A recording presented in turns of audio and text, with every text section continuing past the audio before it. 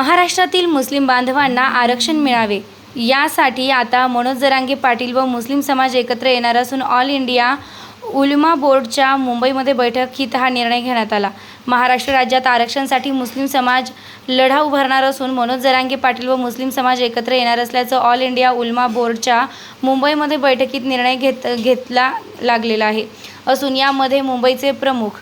माहीम व हाजी अली दरगाह अध्यक्ष सोहेल खंडवानी, मेमन फेडरेशनचे अध्यक्ष इक्बाल मेमन, उलमा बोर्डचे चीफ व महासचिव अंजर अनवर खान, MIM प्रवक्ता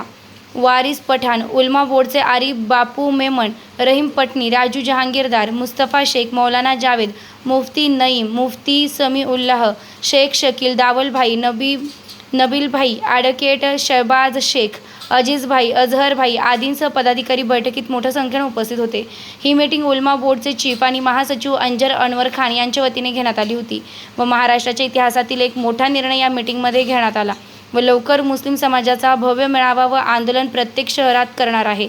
व मराठा समाजाचे प्रमुख मनोज जरांगे पाटील यांच्यासोबत संपूर्ण मुस्लिम समाज हे मुस्लिमांना आरक्षण मिळण्यासाठी एकत्र येऊन मुस्लिम व मराठा समाज आरक्षणासाठी एकत्र लढा उभारणार असल्याचं उलमा बोर्डचे चीफ व महासचिव अंजर अनवर खान यांनी माहिती दिली आहे। प्रतिनिधी गौतम सोनवणे, बुलंद।